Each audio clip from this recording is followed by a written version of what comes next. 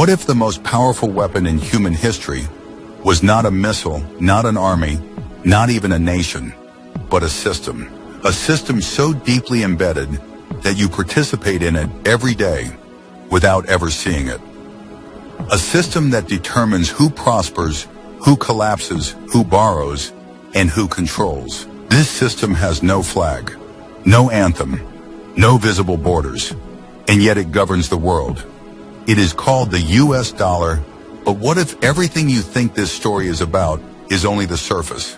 What if the real story is not about money, but about design? Because currencies do not control the world. Systems do. And the dollar is the most successful system ever built. Not because it is perfect, but because it was engineered to become unavoidable. The year is 1944. The world is broken. Europe is shattered. Asia is burning. Economies have collapsed. Currencies have lost meaning. And without trust, money is nothing. So, in a quiet town in New Hampshire, 44 nations gather, not to fight a war, but to design the future. This moment, known as the Bretton Woods Conference, would reshape the world. But what was created there was not just a financial system. It was a strategic architecture. At Bretton Woods, one question defined everything: how do you rebuild a world where no one trusts money anymore? The answer was simple, but profoundly strategic. You anchor the system to the only thing left standing. The United States. It held most of the world's gold, the strongest industrial base, the only intact major economy. So the world made a decision: the dollar would be backed by gold, other currencies would be tied to the dollar, global trade would flow through it. But beneath that decision was something far more consequential: the beginning of structured dependence. This was not economic recovery. It was system design at a civilizational scale. Because in that moment, the United States did something rare. It did not just participate in the system, it designed the system others would depend on. The most powerful form of leadership is not dominance. It is architecture. You do not need to control people if you can design the system they must operate within. The United States did not just build a currency, it built an ecosystem. And ecosystems are far more powerful than tools. Layer 1, institutional control. The IMF, the World Bank, presented as instruments of stability. But structurally they became instruments of alignment. Countries didn't just receive funding. They adopted policies, frameworks, economic structures they integrated into a system designed elsewhere. Layer 2, financial infrastructure. Banks, clearing systems, payment networks. Invisible to most, but strategically critical. Because whoever controls the rails controls the movement. Ownership is overrated. Control of flow is everything. Mimlet piano. Subtle unease. The brilliance of the dollar system was not in its strength. It was in its invisibility. No armies enforced it. No nations were forced into it. Instead, the world adopted it. Willingly. That is the first illusion of power, when control feels like choice. The most dangerous system is the one people believe they chose. The dollar became the world's reserve currency, which meant countries held it, banks relied on it, trade required it, even nations that distrusted the US still used its currency. Why? Because everyone else did. The strongest systems are not enforced. They are self-reinforcing. The more the dollar was used, the more necessary it became. And the more necessary it became, the harder it was to replace. The highest form of power is not control. It is dependence without coercion. Underscore, underscore. Strostration and Krestos. Strostration underscore. A trader in Tokyo closes a deal. It's priced in dollars. A government in Africa secures a loan. It's denominated in dollars. A company in Europe buys oil. It pays in dollars. Across continents, across ideologies, across cultures, one system connects them all. But here is the deeper truth. They are not just using the dollar. They are operating within a system they do not control. For decades, the system worked because it was anchored to gold. A promise, every dollar could be exchanged for gold. But by the late 1960s, that promise began to break. In 1971, President Richard Nixon made a decision that should have ended the system. He removed the dollar from gold. The foundation was gone. The system should have collapsed. But it didn't. Because by then, the system had evolved. It was no longer backed by gold. It was backed by something more powerful: belief. Trust. Dependence. Every system is sustained twice. First by design. Then by belief. Lose the second and the first begins to collapse. No drums. Expansive desert visuals. Oil rigs. Tankers moving across oceans. When the dollar lost gold, it lost its anchor. But the system did not collapse. Because power adapts, the United States needed something new. Something every nation required. Not optional. Not symbolic. Essential. It found that anchor in oil. Through a series of quiet but decisive agreements, most notably with Saudi Arabia, a new rule emerged: oil would be priced exclusively in US dollars. This changed everything, because oil is not just a commodity. It is the foundation of modern civilization. Energy, transportation, industry, food systems. Every nation needs oil. And now every nation needed dollars. The United States did not need to control all oil reserves. It only needed to control how oil was priced and how it was transacted. You do not need to own the resource if you control the system through which it flows. Control the flow, and you influence every participant. A country imports fuel. It must pay in dollars. To get dollars, it must export goods or borrow. Most often, it borrows.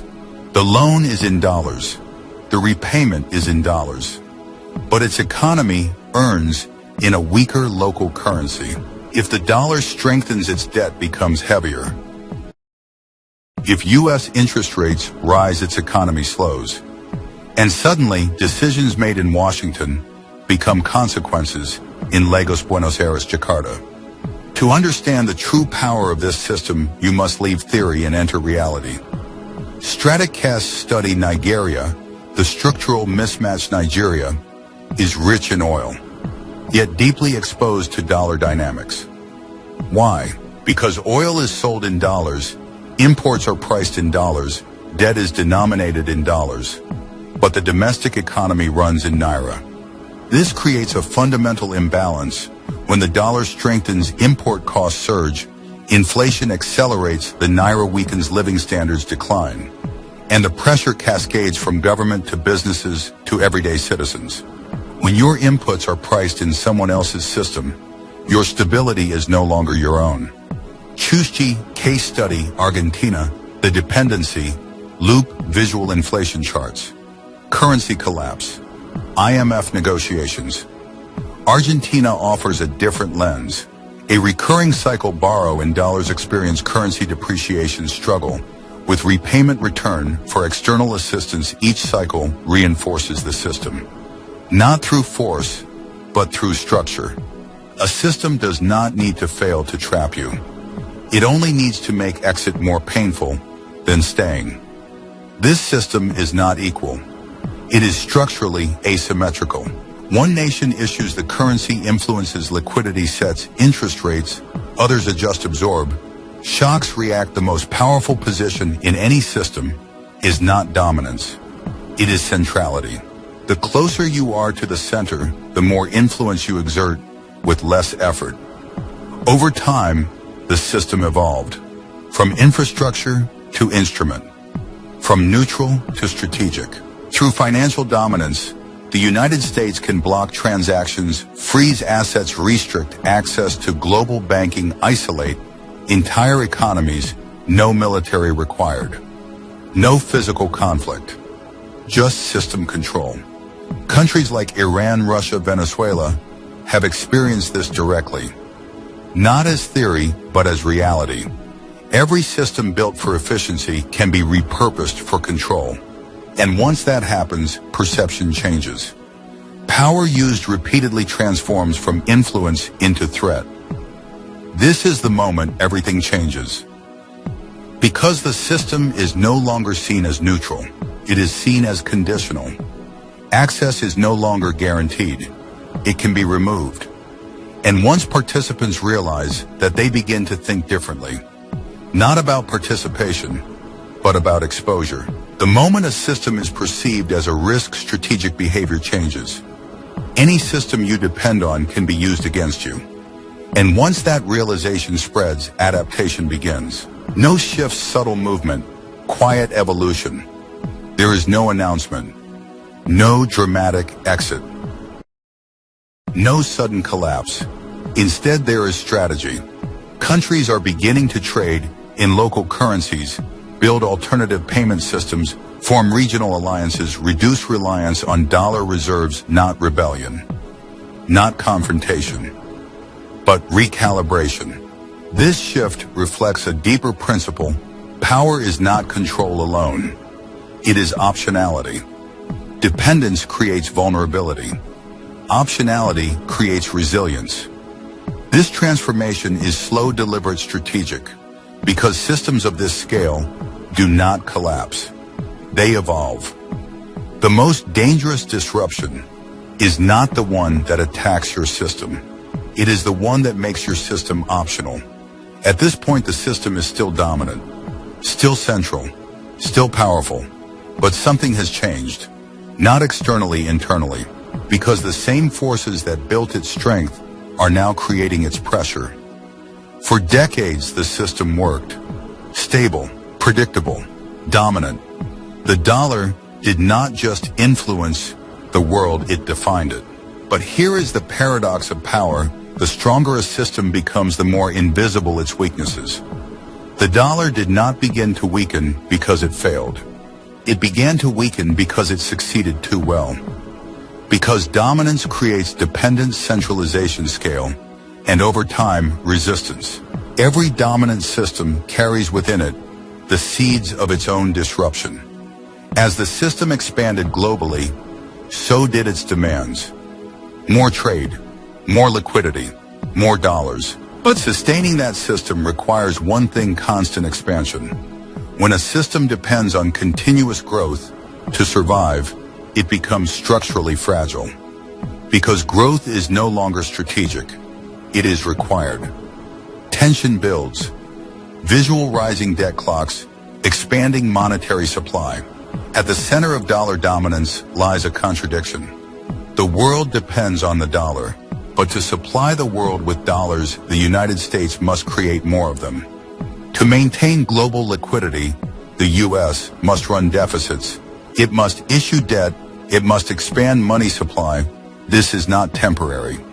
It is structural. The more dollars exist, the less scarce they become. And scarcity is the foundation of value. Every system must balance expansion versus stability, liquidity versus credibility. Lose that balance and erosion begins. For decades, the system appeared unshakable, crisis after crisis, and yet it endured. Because it was reinforced by habit, trust, lack of alternatives, not perfection. Stability is often delayed change. All systems follow a pattern. 1. Gradual stress. 2. Invisible cracks. 3. Sudden recognition, not collapse, but realization. And once perception changes, the system is already changing. The dollar is no longer backed by gold. It is backed by trust. Trust in U.S. institutions, economic strength, policy discipline, system stability. But trust is not permanent. It is continuously evaluated. Today, multiple forces are applying pressure: rising national debt, political polarization, repeated use of sanctions, geopolitical fragmentation, each alone manageable, together transformational. Trust is not a soft concept. It is infrastructure. Invisible but essential. Systems do not collapse when they are weak. They weaken when they are questioned. The world is not abandoning the dollar, but it is doing something more strategic. It is reassessing it.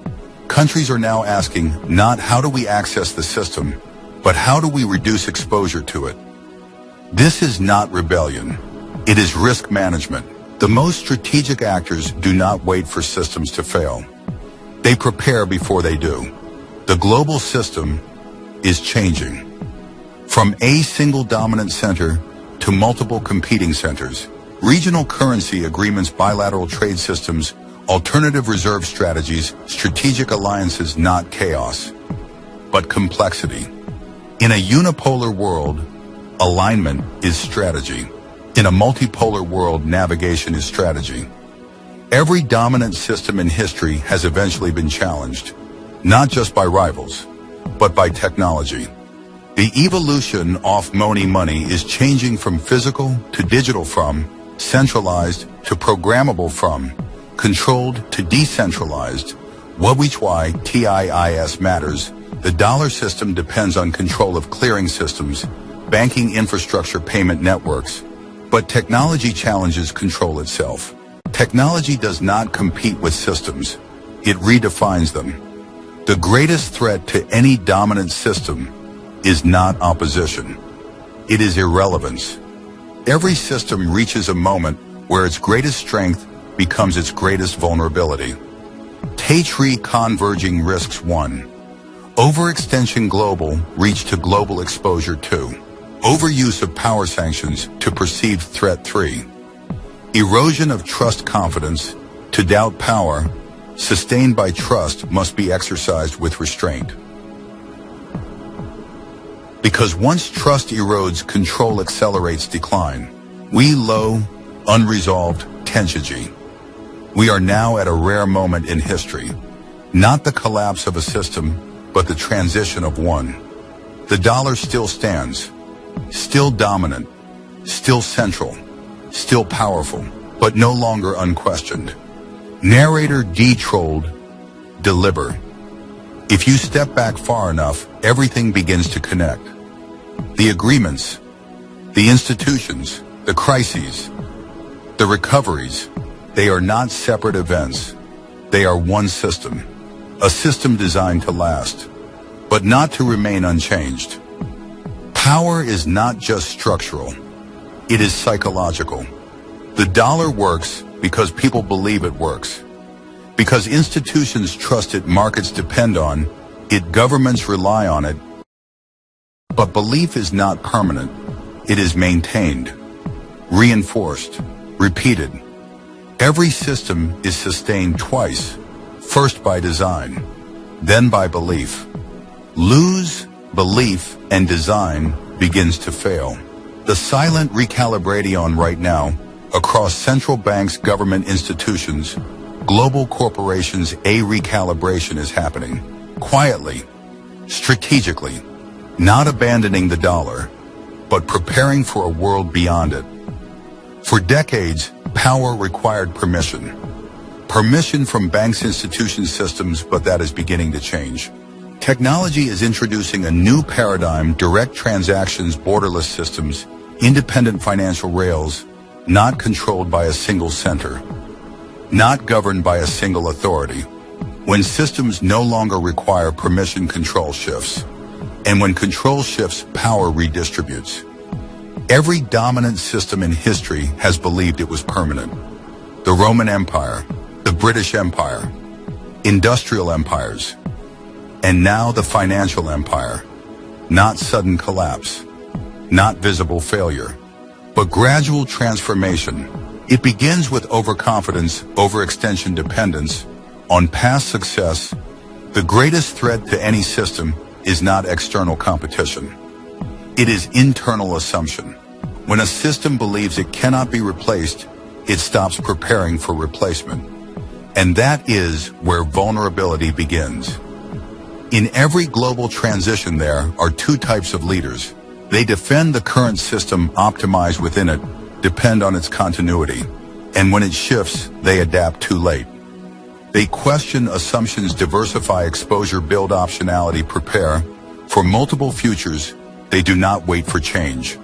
They position for it. The future does not belong to those who understand the system. It belongs to those who anticipate its evolution. The future will not be defined by collapse, but by transition. A world where multiple currencies coexist, regional systems strengthen financial power, distributes technology, reshapes control, not chaos, but complexity. In stable systems, efficiency wins. In changing systems, adaptability wins. We are living in a rare moment in history, not the end of a system, but the evolution of one. The dollar still stands, still dominant, still powerful, still central, but no longer absolute. And that everything changes. Narrator, deliberate, deeply resonant. For nearly a century, the dollar has been more than the currency. It has been a system, a structure, an invisible architecture of power woven into the fabric of global life. It has shaped nations, determined outcomes, defined what is possible and what is not. But every system, no matter how powerful, exists within time. And time changes everything. What we are witnessing now is not collapse. It is transformation. Not the end of the dollar, but the end of unquestioned dominance. A shift from singular power to distributed influence. From one system to many. And in that shift, the rules are rewritten. New alliances will emerge. New systems will rise. New definitions of value will take shape.